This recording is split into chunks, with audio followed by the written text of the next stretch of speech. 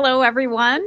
Welcome to Global Public Affairs exclusive webinar series, Insight to Impact. And there is a lot going on globally right now, but in particular, what's happening with the United States. So it was a good idea to pull in someone who knows a lot about the United States, but also our bilateral relationship.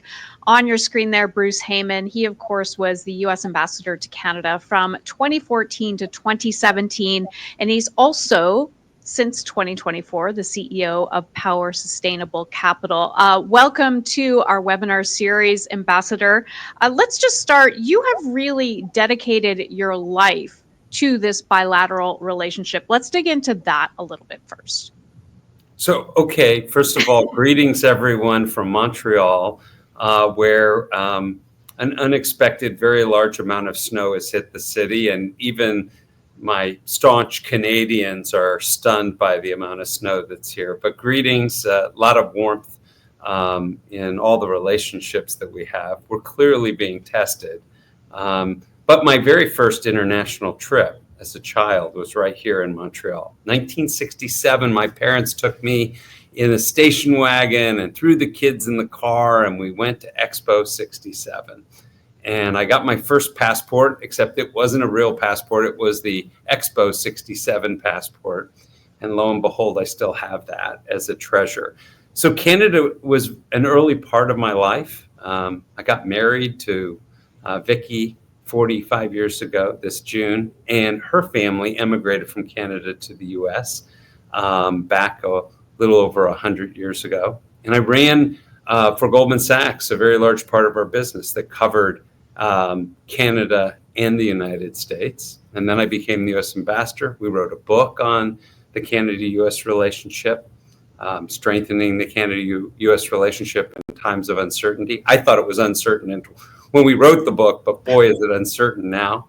And now I lead a business that is cross-border. We manage money for our clients, and we do this in various portfolios from Miami to New York to Toronto to Montreal. And so I am completely dedicated to the Canada-U.S. relationship. I believe at its core, there is no more important relationship in the world between two countries.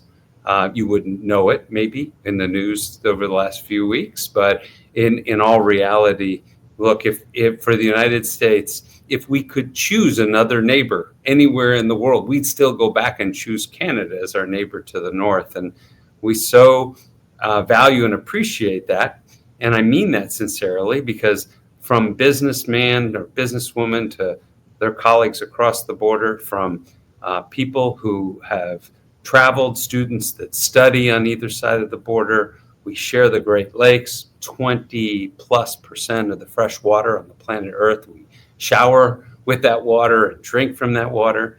We have a lot that connects us and binds us together, but that doesn't mean there aren't times that there's some stress between us, and we're clearly in one of those times. Yeah, absolutely. Sounds like a great relationship. However, we have seen that stress over the past few weeks with President Donald Trump. And we know that March 4th deadline is quickly approaching. That is now the time that Donald Trump says he will impose those tariffs on Canada. Where do we sit right now in your mind? So where we sit is that we have a president of the United States, and whether you support him or don't support him, he is the president of the United States and will be for the next almost 4 years. And so we have to understand and deal with that. As I tell people, if you're a ship's captain, you don't control the weather. And we just have to be adaptable to whatever the circumstances that are there. Donald Trump is reorienting the relationships with the United States globally. And he is thinking about trade different than other presidents have. He's thinking about military alliances different. He's thinking about allies and adversaries in a different way. And I know that Canada looks at this in a unique way. Of course you do. And say, why us? Why now? What's going on? And I think that That's the right question to ask. And I Oh, don't know if we've actually understood or defined the why yet. and Um, that is a good question to ask, because if you don't know what the why is, how do you deal with someone like Donald Trump? So in your mind, what is the why? Why is he doing this? so I sat back literally some weeks ago when he first started saying 25% tariffs, and he threw out, which was first thought of as a joke, the 51st state. And I literally, penned down maybe a glass of my favorite libation up and sat and thought and wrote and took lots of time to reflect on what's going on here. And there's a lot of reasons why somebody may have quick gut reactions as to what they think it is. But you're absolutely right. Until you know the why, you can't effectively negotiate on the other side. And so, I ran that list, and just to give you a few of the reasons why he may be doing this, some may be as small as the first why, maybe you offended him. He's a he is thin-skinned and very concerned about his personal brand and reputation and how he's perceived.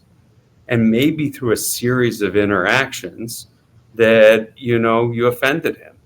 I think back to the G7 meeting in Charlevoix and how that all went down, and several bilateral meetings across, the world over his first presidential term. Maybe there were any number of other ways that you probably, upset the man. But let's move on and say maybe he's seriously concerned about fentanyl and the human impact of migration and migrants coming across the border. I personally think that's a small issue, but I also recognize over time something that I think is small, someone else may think is really large. So maybe this is the issue. He has mentioned it. Maybe it's the lack of defense spending. And that's been an irritant between Canada and the U.S. of multiple presidents and multiple parties on both sides of our border. And it continues to be the case today. Maybe it's this trade deficit. And maybe that's what's really focused on, because he's mentioned that as well, albeit is fairly small in the complex trade that we do. I think it's probably less likely some of those, and more likely it may be something else. So let's move into the more likely category. Mhm. I think he's short money. He's short some cash. And what do I mean by that? He has effectively promised a tax cut, extension of the existing tax cuts that expire this year. And he has extended those tax cuts to tip wages and Social Security benefits. We are talking about a multi-trillion-dollar hole in the budget if those tax cuts are passed. And I think he has three choices to deal with that, and he's trying to use all three. The first is we're going to spur growth by cutting taxes, the trickle-down economic theory that has been out there for a long time. Number two, he's going to cut spending, and he's using Elon Musk and Doge. And the third, Peter Navarro told him, you can get revenue by just putting in effectively a sales tax on all goods that are sold into the United States.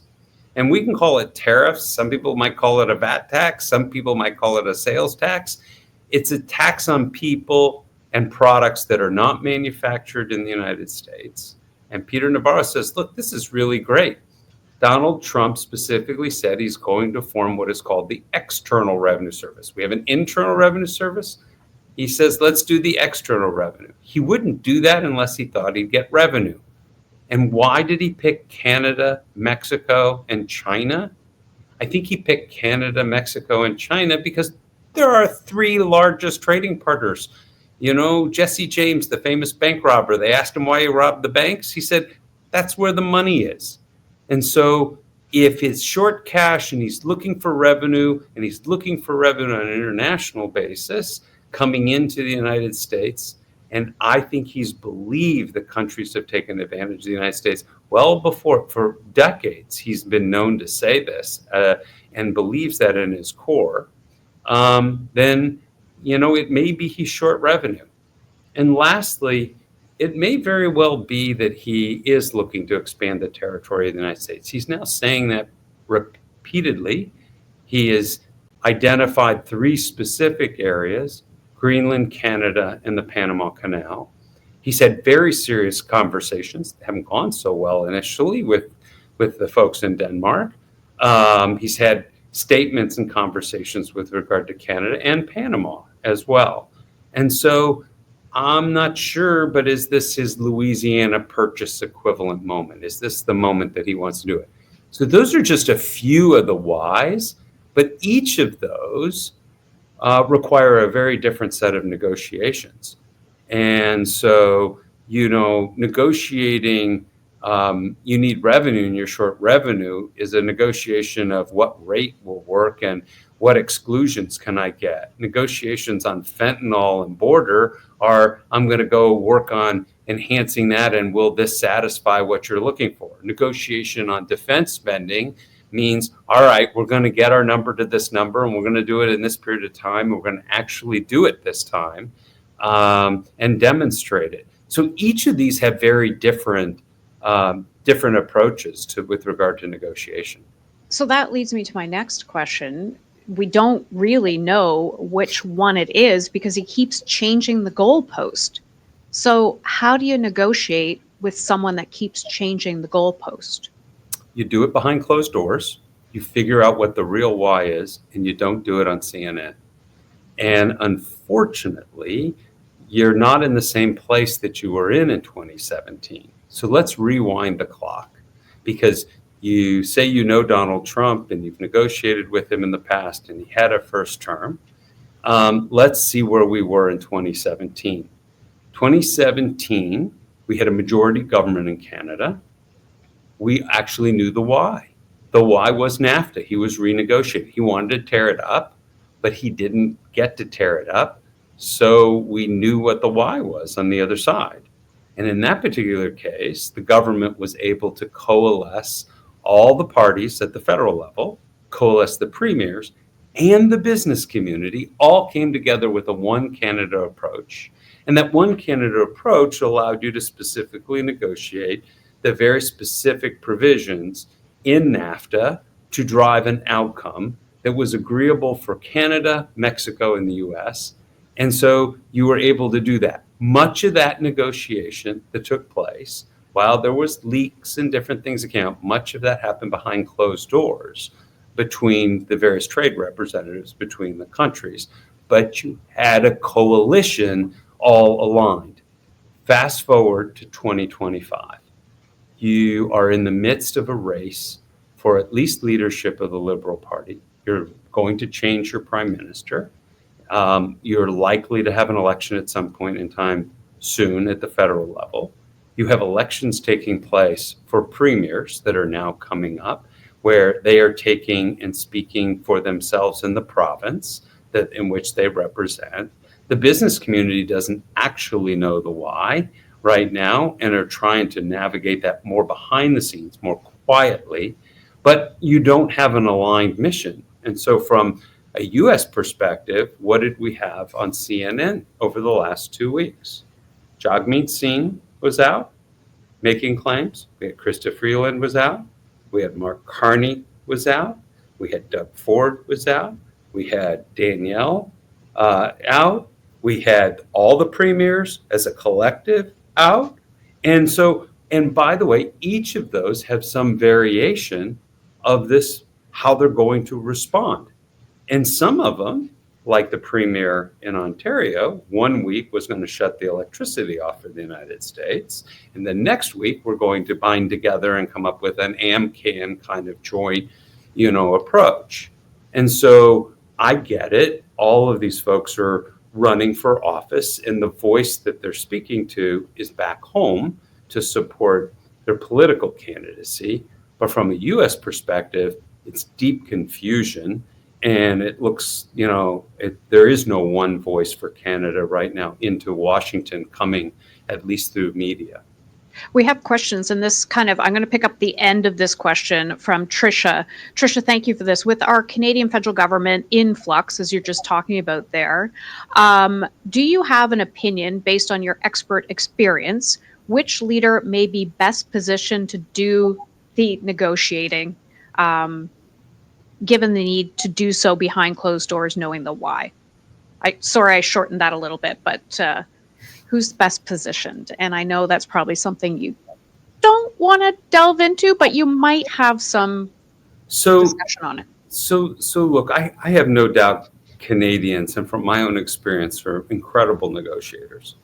And, once you have your government all behind you, and once you can build a coalition of all of those forces coming together, I think you'll need the buy-in of the Canadian public, especially if you're negotiating something with the US, and you want to make sure you have the buy-in back at home. So whoever that candidate is has to not only be adept at negotiating across the table with the Americans, but also has to then sell the package back at home. And so, and so much of this is, with, a lot of political uncertainty domestically. And what I mean by that, let's go back to 2017 when there was some incredible discussions with regard to dairy. And you have a very sensitive political base within Canada about dairy and supply side, dairy management that you do. And then you have a very strong farm lobby back in the U.S. pushing it. And by the way, the amount of trade we're talking about is 0.5%, but the decision may be explosive politically on either side of the border because of the number of votes and the way, farmers are deeply passionate about some of the issues that they face. And so you're going to need somebody who can navigate both. And so if I were a Canadian, which I'm not, and I was in the process of voting, I would look at this through the duality of the lens of who can best negotiate across the table in Washington while at the same time making sure the Canadian public is all on board. Because there may be somebody that's super effective negotiating across the table from Donald Trump, but bringing whatever it is they just negotiated back home may be a tough sell. Yeah, in particular, when we are expected to head into an election campaign as well, that maybe they would be good with Donald Trump, but then selling it on the campaign. And you mentioned supply management, which is a big issue in Quebec. You can't give up that if you want to win a lot of Quebec voters. Right. So really good point there. Let me ask you, we have a lot of questions coming in too. If people want to ask questions, type them in. We have someone that is an expert on our bilateral relationship with the United States. But let me ask you this. What did you think of the 13 premiers going to Washington just last week? Do you feel that had influence? Because, one of the things that I found fascinating, they waited quite some time outside, even waiting to get into security. I think it was about an hour. They met with the deputy chief of staff and the director of presidential personnel, which is essentially the HR person there. How influential was that meeting in your mind? So let me first say that I totally respect and get that the premiers coming together as a collective and going to Washington and trying to represent the interests of the provinces. And this first time ever for all 13.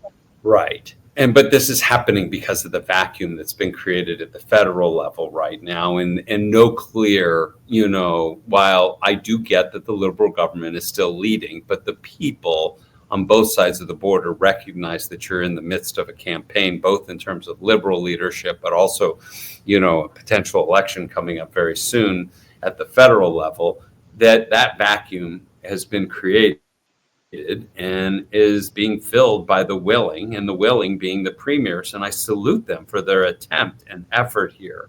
I think that it didn't go probably as they had planned, and that they had meetings, but those meetings sometimes may not get executed in the way that looks good and feels good. And it shows a need for a collective singular approach for the country of Canada, which doesn't yet exist. But I don't want to take anything away from the effort that the premiers were attempting to do. There's a lot of anxiety up here in Canada, and rightly so, given this potential threat. And, given that, everybody wants to try to do something, and they don't feel like they just want to be on the sidelines. They want to be involved. And so, I commend that as an effort. I just don't know how effective it was. Here's a question from Gary Wetch. Sorry if I said that wrong. Do you agree that an election at an early date will establish the leadership and unity needed?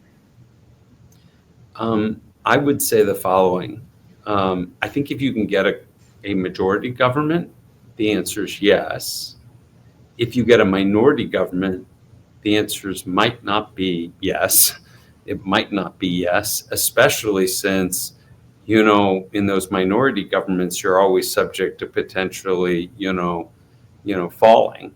And, there's going to be a lot of pressure, which won't allow you the flexibility, I think, to negotiate as clearly, because, you may have to balance your domestic needs at a higher level than your international needs. And that's still a difficult place to be. I think it's better than where we are now.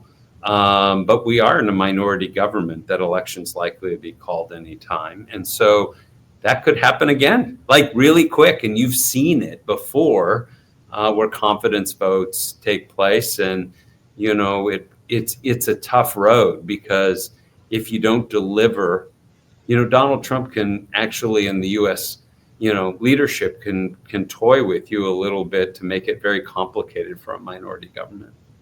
So the best thing in this type of circumstance, in your mind, is for a majority government, whatever party. Sure. In my experience here, and look, I'm humble about this. I'm not a Canadian. I haven't voted, and I've only watched from the outside.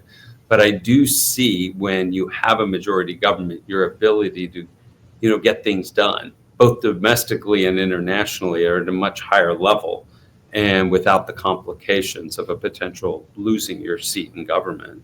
And so I think you will be in a stronger position if you do have a majority government. Let me ask you, because a lot of people are concerned about this, the 51st state. How do you really believe that is what you were talking about, the whys? Do you really believe that is what Donald Trump wants? I think, let's take a step back. I think that if you fully appreciate and understand the threat that this government in the United States feels from China, and the threat from China, both in terms of geography, but also in terms of resources, that for the president to respond to that, he's looking at all the various ways to tackle that challenge.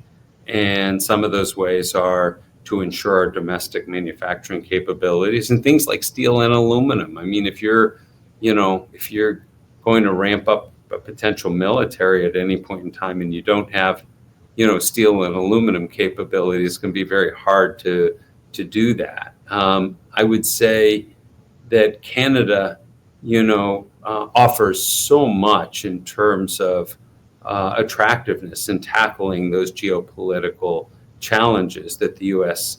sees facing it coming up. But I personally believe all of those challenges can be handled in our bilateral negotiations and understanding, with shared military bases or shared access to resources and minerals and oil and gas. And so I don't think it's necessary to go that route. But what he's saying is, the quiet part out loud of the U.S. is facing this challenge, and it looks at Greenland, Canada, and Panama as a way of dealing with the challenge of China. And whether it's true or not, I'm not opining on whether the threat is real, and I'm not opining on whether his solution is effective. But that's I think, some large part of what's driving them. And Steve Bannon was quoted in, I think it was a Sun interview even just this last weekend, in laying that out very specifically. And so if Steve Bannon is laying that out very specifically, and the threat and the Arctic and the need to do all this, I take it as maybe beyond Steve has those views too. So if that is the case, in your mind, tactically, how do Canadians and Canadian government respond to that? Well, one great way to respond to it is, so tell me all, like, you have to sit down, remember back to the why. But if the why is we fear, China, and what do you fear? Well, I fear their dominance in the Arctic, and how are we going to collectively do that? Say, okay, so let's talk about it. Since we do joint work militarily, we protect North America through NORAD. What is the natural extension of that, and what does that look like? And let's be frank, I think both the U.S. and Canada are woefully behind in terms of Arctic protection at this point. And so it might be an amazing initiative to work on together and to develop it. I mean, those are the kinds of things that we have to work on more effectively. And I think, again, if you understand the why, you don't have to go right to the end game of the why. Oh my God, we're going to be a 51st state. No, time out. What is he saying? What are the needs? How can we accomplish that through other means without actually going to that? And I think you can really effectively get to much of what the fears are and tackle those together. And I think it would only make the relationship stronger if we did that. But it doesn't seem like they want to have discussions about the why. That's the appearance anyway. They've only been around for 4 weeks. They're trying to change literally hundreds of things all simultaneously. He's trying to tackle a war, in at least 2 sets of wars that are going on in the Middle East and in Eastern Europe and Ukraine simultaneously. He's trying to talk about trade, and is it the revenue that he's looking for, or the balancing of trade on a geopolitical basis? He's looking onshoring jobs. He's cutting untold number of employees and potential agencies of the U.S. government simultaneously. They're new in their jobs, and some number of people haven't even been confirmed or even found where the desk is they're sitting at. And I know, other people from around the world are in scramble mode to say, who do I talk to and what do I do? It's not that they don't want to. I just don't know if they're fully staffed up to be able to. So that leads me to this question. One of the people we would talk to is our U.S. ambassador to Canada. Yeah. I want to get your thoughts, because I found they were very interesting on Twitter as soon as he was announced. This is Peter Hoekstra. He's the Michigan congressman from 1993 to 2011. Also was on the Intelligence Committee, chaired the House Intelligence Committee. Just first off, give me your thoughts on our new ambassador. So I don't know him personally. I will say, from everything I've heard about people who do know him, and given his background, I think this is potentially a really good choice for Canada. Because what Canada really wants is someone who is close to the president that they can speak to, someone who has an understanding of Canada, and being from Michigan, you definitely, as your neighbor, understand, being a congressman from Michigan and the roles he's played. He's been in the diplomatic seat previously, and he brings diplomatic experience over. And so all of those make for the makings of a really good ambassadorial pick for the United States to work with your government. But you're right, there is no ambassador there yet. He hasn't been confirmed, and he's not sitting in Ottawa at this point in time. So those are all pretty positive, and I found they were pretty positive, and I enjoyed that on Twitter when he was announced. Do you think he'll have influence over Donald Trump? Look, I think it's hard to say who has influence over Donald Trump. And I think that's maybe the wrong approach, Hannah. I think Mm. who can communicate effectively the messaging, and so that Canada can be assured that the messages that it's trying to deliver to Donald Trump actually get there, as opposed to visiting with an HR person outside the White House or something. I mean, you don't know whether that message actually made it to the Oval Office. I think that with this selection, I think with more certainty, not 100%, but with more certainty, those messages to the White House would be, much more assured for Canadians. And you may not like the responses, and you may not like, what's coming out, but you want it. Look, in diplomacy, you want to make sure that the person you're talking to actually, has impact on delivering the messages that are there. I don't think ambassadors form our foreign policy. They are the go-between, and they are the effective, hopeful communicators of both sides. And it's important for an ambassador to do two things. One, deliver the messages of what U.S. policy is to the country in which they serve. And two, take back messages from the country in which, where they're serving back to Washington, and making sure Washington fully understands and appreciates what Canada's needs are. And this kind of leads me, since he is from Michigan, Mm. what do you think will happen with the auto sector because of this? We know that this is one of those very sensitive topics, in particular with the tariffs. Do you think he'll be able to send that message about the auto sector to Donald Trump too? And we come back to messaging, but let's just go back to the auto sector in general. I think he will, and my guess is he has a more complex understanding of the auto sector than maybe most other appointees might have. You've got to understand that there, in all of these, there are various levels of interest. The automobile manufacturers, which have invested billions of dollars in plant and equipment and supply chains in Canada, obviously would like to see that continue and be effective, because they have a huge investment in people and plant, and it's worked well for many decades between our two countries. And yet you also have the individual, union workers and workers within Michigan who would rather see new plants and equipment be built in Michigan versus just down the road across a bridge or two into Canada. And so it's a balance of all of these things. But yeah, I think he'll understand the complexity of this issue very well and be able to be a great interlocutor. Let me ask a question. This is from Sarah Mackey. The other issue is that Donald Trump turns on his closest advisors very quickly, so you might spend months building a relationship with someone who gets fired by a tweet the next day. Fact.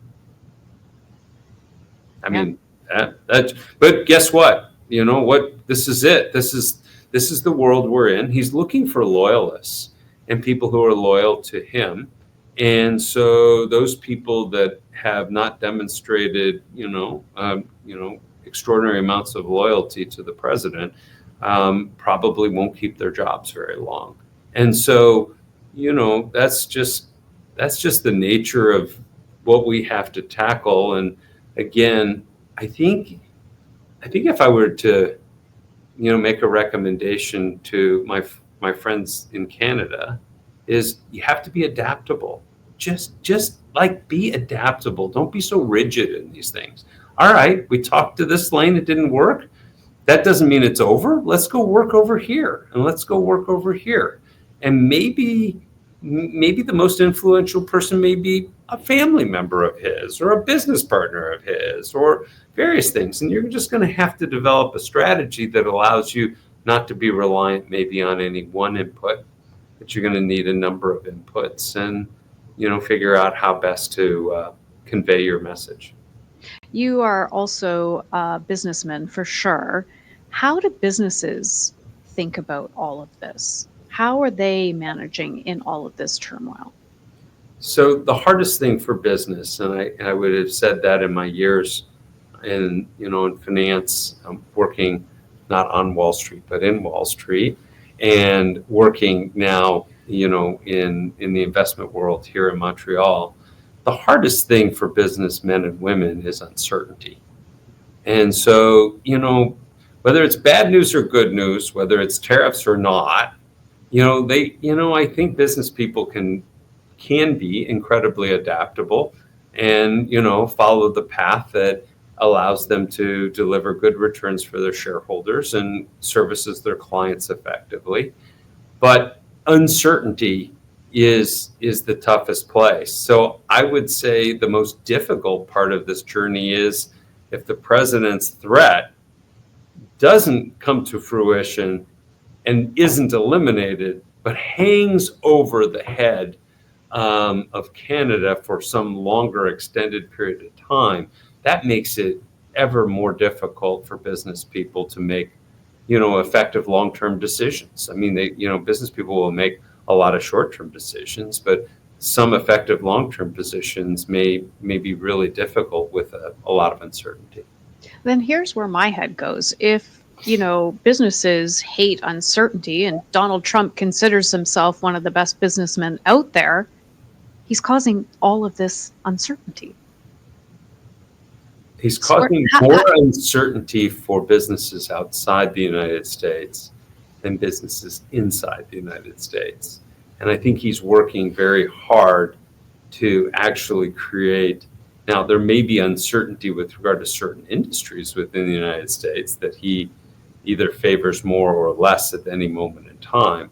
But for the most part, he's communicating, I'm going to get rid of regulation, I'm going to lower taxes, and I'm going to promote Buy America, Build America, Make America Great Again, bring it over to us, etc. And so businesses in the United States actually, in some weird way, don't have as much uncertainty, and businesses outside the United States have an extraordinary amount of uncertainty. does that mean we should be concerned here in Canada that our businesses or some of our businesses may pick up and go to the United States? Well, KPMG did a study. It was of mid-sized businesses. I don't know how broad it was and how deeply analytical it may have been, but it was in the Globe and Mail a few weeks ago and said some very large percentage, I think it was close to 50%, of mid-sized businesses who do business in the United States were looking at the other options of potentially locating some part of their business in the United States to serve the United States. And so, that's part of that adaptability that's out there, but it's also part of the uncertainty is forcing businesses to say, I service these accounts, how am I going to keep doing that if he does what he says? Here's a question from Richard Dunn. Thank you, Richard. We're often encouraged to reach out to colleagues and friends in the U.S. to reinforce the mutual benefit in our trade, especially with respect to energy and cost of living. Do Americans even care? It's a complex argument. And so Americans, we have 340 million of us. And will you make that case to good or 10 or 20 million or 30 million? Yeah, but we have a very large population. And I think I would take a slightly different tack if I were Canada right now. And unfortunately, it goes a little against your emotional feelings, which, by the way, I completely understand. If your emotional feelings are, I'm not going to travel to the United States, and I don't want anything to do with the United States, and I'm not going to buy U.S. ketchup, and I'm not going to do all these things. I totally get this, and I'm sympathetic to those emotions and those feelings. But I think that the best way to ensure this relationship thrives and survives going forward, or survives and then thrives, is to reach out and embrace Americans across the board. I think you alluded to that in your comment and question. But more importantly, I think what an amazing opportunity to advertise for Americans to come to Canada and vacation. And you may say your currency's weaker than it should be, but it might be an amazing opportunity for Americans to have an amazing vacation. There are no nicer people and better people that I consider my best friends are Canadians and would love to break bread and do things. And you should show your Canadian hospitality to Americans and bringing them in. Advertise. I love that Doug Ford is doing these Ontario advertisements, but it's just talking about Ontario in general. But I think a major, vacation, come to visit Canada outreach is not a bad idea at this time, because you've got to define your own brand. You don't let Donald Trump or anyone else define brand Canada for you. And then don't use your moment of anger and frustration of booing a national anthem, which is now causing Americans to boo your national anthem, which is just like, my head's exploding on that. We're going to wind this up and get to a place where we'll all regret that. And I say that with the sensitivity that I totally understand the emotions. And, there are a lot of people that feel, we're at a loss on what to do. So this is the only thing I can do to demonstrate how I feel. But at the end of the day, we do as much trade selling stuff and doing stuff with Americans than Americans do with Canadians. It's about balanced. And you're going to put in jeopardy your Canadian relationship and selling goods and services and travel and transportation and hotels and restaurants and all the things that Americans come and spend their money doing. You don't want to get there where, Americans say, let's take a pass on Canada because of the way the Canadians are treating us. And so this could wind up into a place that I think we'd all be very sad about and regret. That's interesting that you think of it that way, because, a lot of Canadians think it takes a lot to rile up the Canadians. We're the sorry gang, we apologize and we sit back. And then finally there was this. It was that Saturday. You saw the frustration of Canadians, doing these types of things. But you think we need to kind of flip that thinking. No, don't flip the thinking. Get riled up, get anxious, but then say, look internally. And I've read so many op-eds and articles about, so how do we make Canada more competitive domestically? How do we take down some of our own barriers to trade that happen between our provinces? How do we increase entrepreneurship and bring people in that want to encourage them to start up new businesses and be successful? How do we make ourselves competitive from a tax rate with the United States cross-border, so the companies who are making those decisions find us to be an attractive place to come? All of these things are the ways you should take your frustration and anger at this moment, bring it together, funnel it domestically, and just find ways to be more competitive and better, and expand your relationships around the world as well. And diversification is not a bad thing. This is an interesting point that Sarah makes. Booing the national anthem got more American news coverage than the actual tariffs and threats. What are your thoughts on that? She makes a good point there. Yeah, and what was the outcome then of that? And what is it wasn't people feel there's a great deal of American pride, and booing our national anthem or booing when you see our flag might be triggering emotional results that might make you feel good at the moment, but may not be in the best interest of the Canada-U.S. relationship long term. We have to look out over this horizon. Because we're in the middle of it. It's like every storm that the Weather Service starts talking about the storm and how it's going to be the worst in 100 years. And so, yeah, guess what? As you go through it, it looks bad. But then in the back end of it wasn't so. Well, we got through it and wasn't as bad as it felt or looked. But you've got to start planning for those days. And how are we going to be in the backside of this? It's not going to go on forever. By the way, we're not moving and you're not moving. So we're going to be neighbors for a really super long time. And all the reasons why this will be a memory in our past is because we're family. And we have deep connections that go beyond just trade. And, we're going to get to the backside of this. I hope it's soon. Unfortunately, it may get darker before the dawn comes. But, we have to think for the long game. We have to think for the long game. Okay, you say it may get darker before the dawn comes. How long will that last? I wish my crystal ball could tell you, but all I can say is things seem to be happening in warp speed these days. And so I don't know how long it will last. And I don't know what he actually, the why. We've speculated what the why is, but we don't know actually what the why is for Donald Trump on a personal basis. And, what he needs to get accomplished over the next few months. Much of a presidency, by the way, gets done in the first year.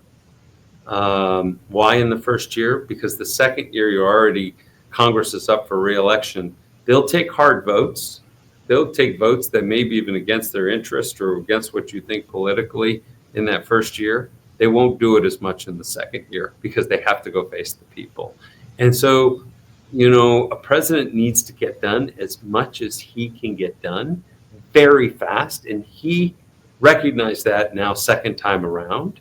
And he is trying to get as much done as quickly as he can before, the rules change again. And so we'll get through this. We just have to figure out the why. You have to figure out that negotiation. And even if you can consolidate down to a few of the whys and then figure out what are you negotiating versus all of the whys that are there. I mean, if you offended him and you have a new prime minister, you can call that, okay, we got a reset moment. We're good, right? And you might be. But if it's he never wanted NAFTA to begin with, he tried to get rid of it, couldn't, was forced into a negotiation, then maybe the darn agreement is going to blow up on us. And so, okay, then we'll deal with it and we'll figure out what the alternative is going to be. Do you think it's CUSMA at all? USMCA, CUSMA, new NAFTA? I don't know. It could be. It could be. He's been against these trade agreements for a really long time. He tried to get rid of it last time. And unfortunately, he had to deal with the Democratic Congress who basically said, no, this is a treaty that we have, and it was passed by Congress and the Senate and signed by the presidency. The only way you can do this is if you amend it, and we all have to agree together. And we actually got ourselves to a place where everybody agreed together, and he signed it. So... and takes credit for it. Take credit for the agreement that was signed, but he never really wanted it to begin with. So we're looking down now to the date, the 4th. What do you think is going to happen on that day?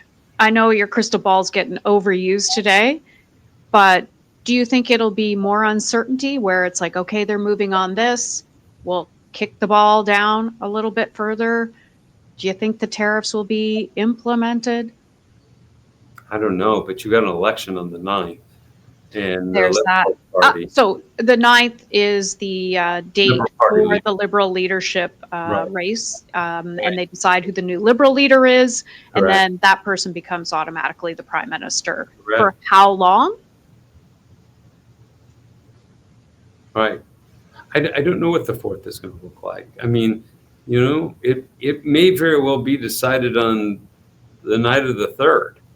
I just don't know. And that's why I think so many Canadians are trying their best to see if they can, they're in this 30-day window that can we do anything to forestall the implementation of the tariffs or eliminate them? And so kudos to the people who are working hard to try to do that. I just, think you're less effective when you don't have a consolidated effort and a very strong, Liberal leadership at this time. And so I know your ambassador quite well. She's incredibly talented. There's probably no better person that could represent Canada at this moment and this time in Washington as your ambassador. Yet she also is, in the midst of, the federal leadership race and everything that's going on with that. And so there's a lot in flux here. So I wish I could tell you what's going to happen on the 4th. I don't know. No, but I had to ask. But the sun's coming up on the 5th, and we'll go to the 6th, and everything will happen, and it's not the end of the world. Whatever happens on the 4th, it's not the end of the world. We're going to get through it, and we'll get to the other side, and we'll maybe have more information to be able to at least negotiate from. So Emma Guppy asks this question: do you have any insights into who Trump is listening to the most? Who are the most influential folks in Washington? within and outside of government. We see Elon Musk and his young son standing in the Oval Office. So that should be clear that that's who he's probably listening to. I would say the clues are pretty easy to figure out who he's listening to. Go look and see who was standing all around him at his inauguration. And, that list is a good list that I'd start with, because all those people got the prime position of being close to him at his swearing in to be president of the United States.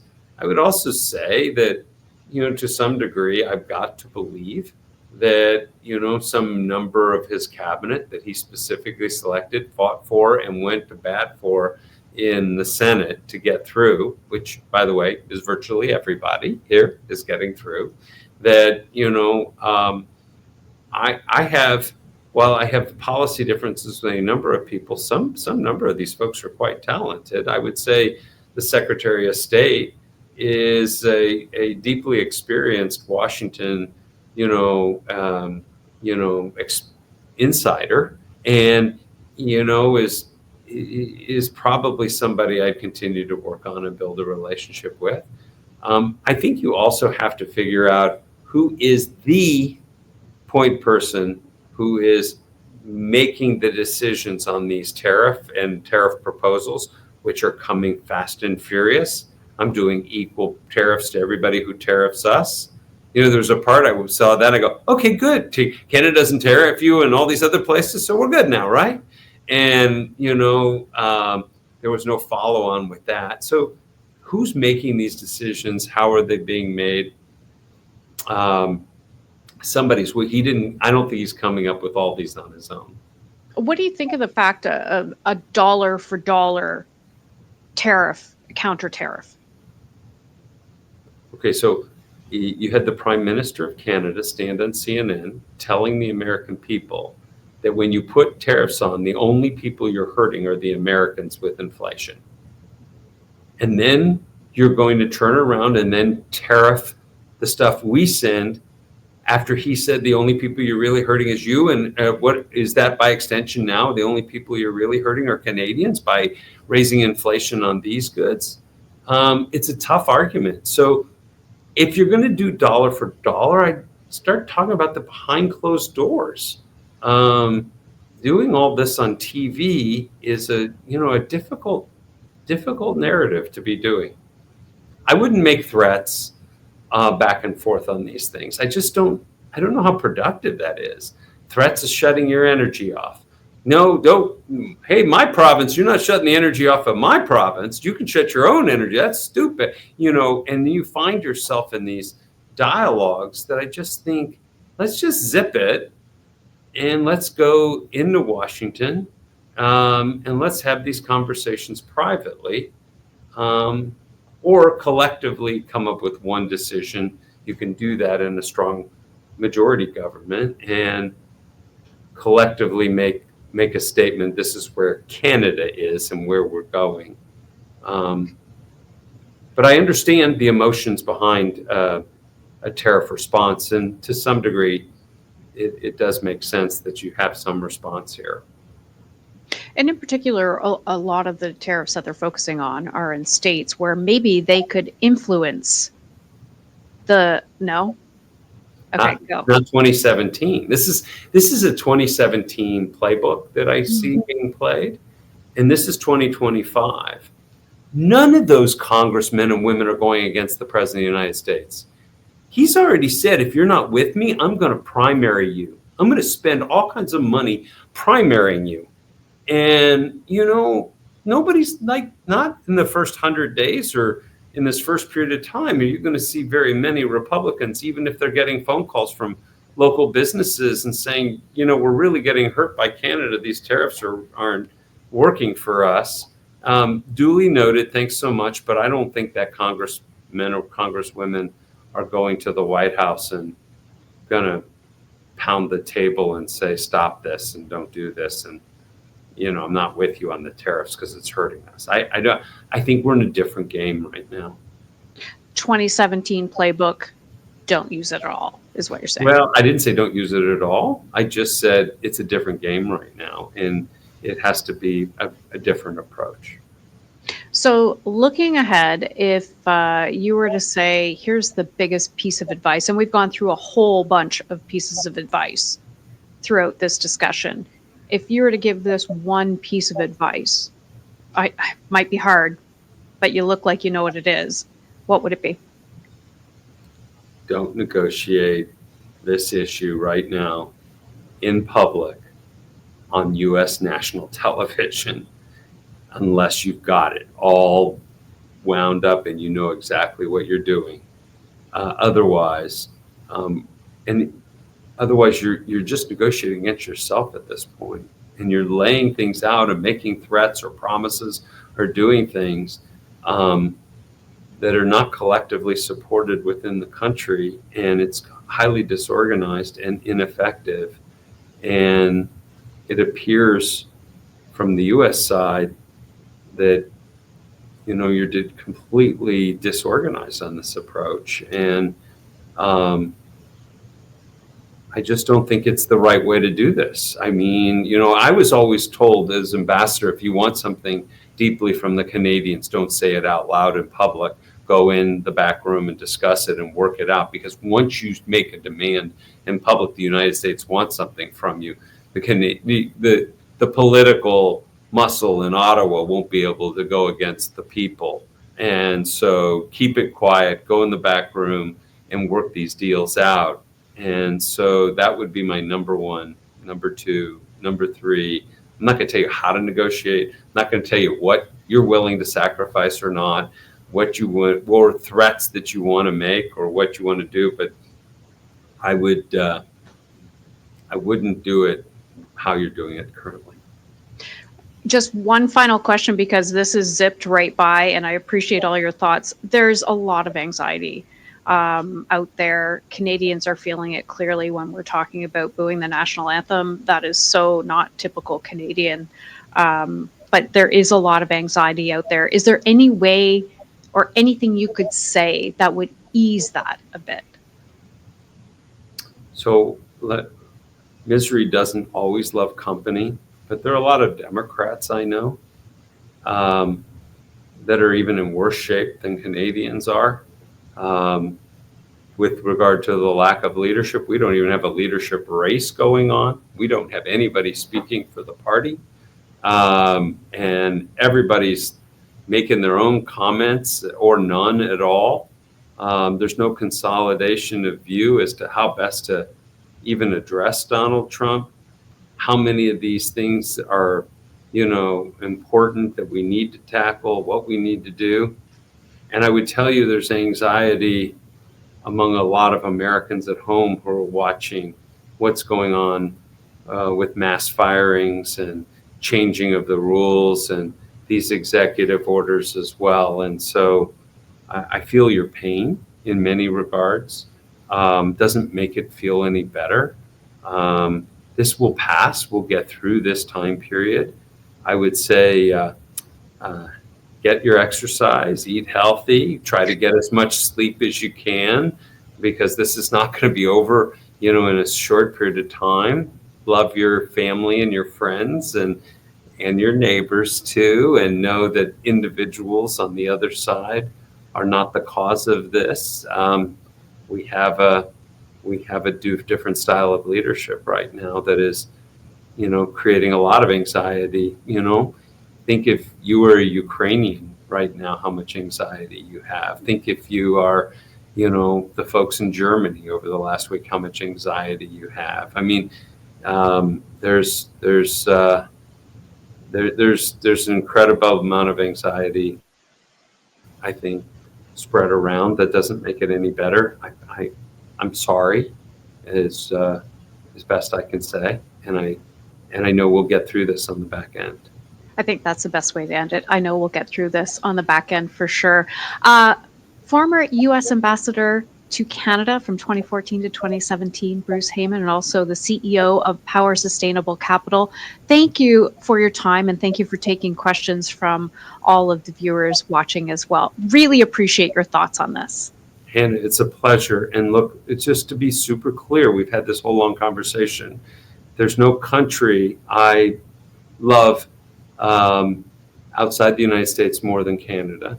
And I believe that we're stronger as the United States to have Canada as our friend, neighbor, and ally, and best trading partner.